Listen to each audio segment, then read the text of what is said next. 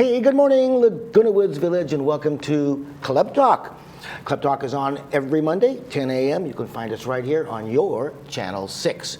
We have a great show for you today and for the month of December. After the break, we have Joey Sims. That's right, Joey Sims, the Lady of Laughter, is going to be here and tell us what's new with the Comedy Club, how it's developed over the years, and where she sees the club as being today, where they're headed, and where you're going to find your future laughs. But Joey's a great lady, and she's always fun to interview, and we'll have her live and in person right here, right after the break. But first, we have Jacqueline Grossman, who has been a resident here at Laguna Woods for about 12 years. A lot of you probably know Jacqueline. She's been around the village. Jacqueline has written a couple of books, and we're going to discuss one of them today called Chased by Demons. And it's a fantastic, very interesting, heartbreaking story about Jacqueline's journey in the early 1940s to escape Hitler's madness in occupied Nazi France. And she did that by rescuing her two younger sisters and herself as her parents sent them to America. And we'll find out what that was all about and how chilling it was. And you'd think the story ended when they got to America. Well, it doesn't. It goes on and on. But anyway, let's say good morning and hello to Jacqueline. Good morning. Good morning, Jacqueline. It's good to see you, and thank you much for coming on. Thank you for having me. All right. Your book is very hard to put down. Let me put it that way. It's a page turner. And I've been told that. Before we have a wonderful short video we're going to show you in a second here, and we'll explain a lot about the book and tell you what it has to offer. Preluding the book here, is there any words you have to tell us about? I know it was 1943. Can you set us up a little bit about what happened? Well, the Germans, of course, were on their way to occupying all of Europe. And one of the things that happened that kind of brought things into my backyard was that that Poland was invaded by the Germans, and as it so happened, the French had made and had an agreement with the Poles that they would protect Poland in case that happened, and so they declared war against Germany when Germany invaded Poland. And early in June, I witnessed the German Army and Air Force and everybody else that they brought into my country going down the boulevard. I observed them from a fourth-story building. It was heartbreaking, and everybody, this was in a place that belonged to friends of my father's, and they had invited us to come over. They knew that the invasion was going to take place on that day, and they wanted to make it easier for us to see what was going on. And all the adults in that room were in tears. What sort of, before your parents decided to ship you and your younger sisters to America, what sort of things started happening physically that you saw, the family saw, before the major violence that made your father decide it was time to go? Well, the Germans and the French had reached an accord after they invaded France in early 1940, that the Vichy government, which was going to be the government the Nazis recognized to govern France, where France would be able to continue actively generating funding and industry and so on, so that their economy would continue to thrive. The Germans needed that because they needed to have a lot of that assistance for their war effort. And so the Vichy France, which was the southernmost part of France, was free of Germans for the first 2 years. We left Paris shortly after the invasion because the Germans had begun their campaign against the Jews. They were blaming the Jews for every ill that occurred to the French in order to take the attention off them. They didn't want the French to be resentful anymore, so than would be automatically expected against the Nazis. So they wanted to make the Jews the fall guys, the people to blame. And so people began looking at us very strangely. My father said, "You've got to get out of here." So not long after that invasion by the Germans, we left France and we went to Free France, Vichy France, and we went to a little town called Luchon. in the Pyrenees, very, very close to the Spanish border. And that was not by accident. That was very, very much intentional. My father planned ahead of time the possibility of an escape if necessary. Wow. Let's stop there and we'll look at the video presentation and we'll hurry right back and finish up some more discussion on Chased by Demons. You can get the book at Amazon.com, of course. And here's what it looks like. Great story, fascinating story, true, every word. And it's a prize-winning book. Prize-winning book? Yes. Very good, I'm sure it is. Boy, it got me. All right, folks, let's roll that tape and enjoy this. We'll be right back after. Allow me to introduce you to my worlds before, during, and after World War II. They say that pictures are worth 1,000 words. Well, that's exactly why I made this slideshow. I wanted to give my audiences a visual encounter with my World War II experiences. To do this, I borrowed images from the internet in order to give life and form to those experiences so as to help you share with me the emotions they continue to evoke to this day.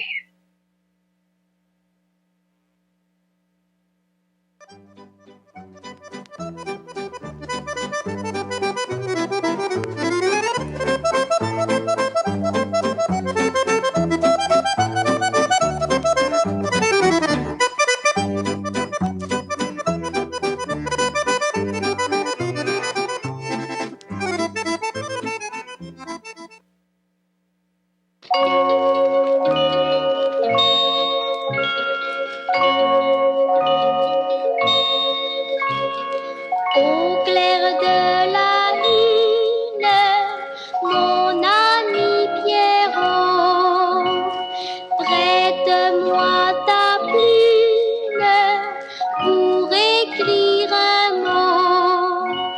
Ma chandelle est morte. À la claire fontaine, m'en allant promener, j'ai trouvé l'eau si belle que je m'y suis baignée. Il y a longtemps que je t'aime, jamais je ne t'oublierai.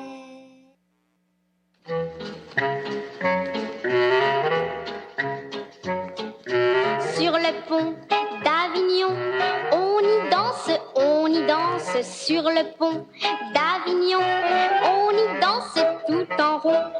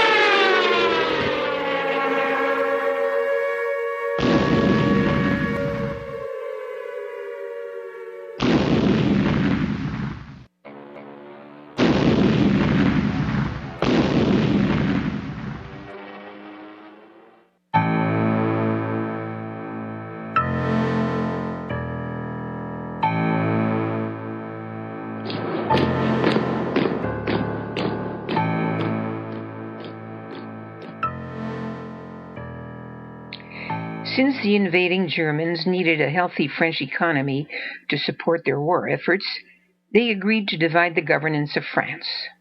The North was to be under German control, and the southern part was placed under French control, conditioned on full cooperation with the Nazis, of course, and it came to be called the Free Zone.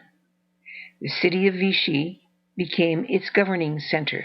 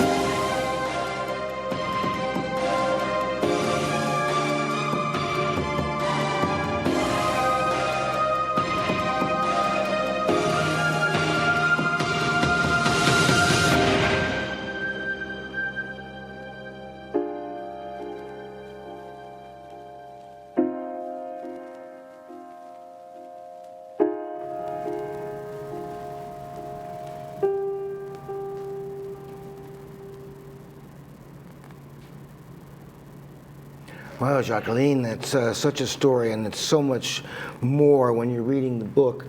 There's so much more to the story, and I hope that was just a little teaser if you're really interested in getting a copy and delving into this incredible story. And in the interest of time, we're going to have to hurry along. Tell me, what was, I know your life, you described it as blissful and wonderful in early days in France before the Nazis came. What was lost? Can you capsulize that? What did you lose? The freedom to be me. The freedom to say and do what I wanted to do, be friends with whomever I wanted to be friends with, just run around and enjoy and not worry about what sounds I might hear overhead, that it might be a bomber coming to drop bombs on me or what. It was just totally carefree. And it was wonderful because I was the first child, so I was spoiled a lot. Gosh. Now, your father and your mother decided to give you the responsibility of taking care of the two younger sisters, right? And getting them out of Germany safely and onto America. Well, they had no choice. They had to. We were born in France, my sisters and I. Excuse me, but my parents were Polish born. And there were different laws in France that governed citizens of these different types. We were able to remain in France safely where they couldn't. So they had to leave, and my mother made me swear to take care of my sisters and not let anything happen to them. And from there, you describe an anger that you kind of carried with you for many years Well, because for of the a long, long responsibility? time, I resented, number one, I resented losing my childhood. I resented having to leave my parents. I resented having to leave the country that I loved and the only thing that I knew. And when I came to the States, of course, it was just one embarrassment after another. I was made fun of, and I wasn't accepted, and I became very, very angry. And that anger grew and grew and grew over the years. Well, through all the years, and as the last few have come around, you're very successful, and you have a wonderful legacy, I'm sure, and I think you describe a lot of it in the book. Very successful, and a wonderful home here, and a family, and husband, and Yes. The sisters Evelyn is wonderful, and Paulette was wonderful, both great friends of mine. And so it had to turn out very much grander than it would have been, perhaps. That's right. That's right. And we were very lucky. There's no question about it. But part of it is because we learn to survive, and even children learn to survive when they have to. If you know that your life depends on it, you become very cautious, you become very analytical, you don't talk too much about who you are, where you're from, and so on. Very You keep to yourself. All right. Jacqueline, thank you very much. I'm sure Well, I thank wish you we for had an having hour me. here, and we have a lot more to discuss on that. Folks, again, the book is Chased by Demons. There it is. And you can get it at Amazon.com or www.jacquelinegrossman.com. And there's a whole website on there. Here's the real book. That you can find out and get a hold of Jacqueline if you wish to, and track down the book and get your own copy. Again, thank you very much. Thank you very much, Tony. All right. I appreciate the opportunity you've given me. Wow. Chilling. Okay, thank you very much. Folks, we're going to have a quick break, and then we're going to be right back with Joey Sims.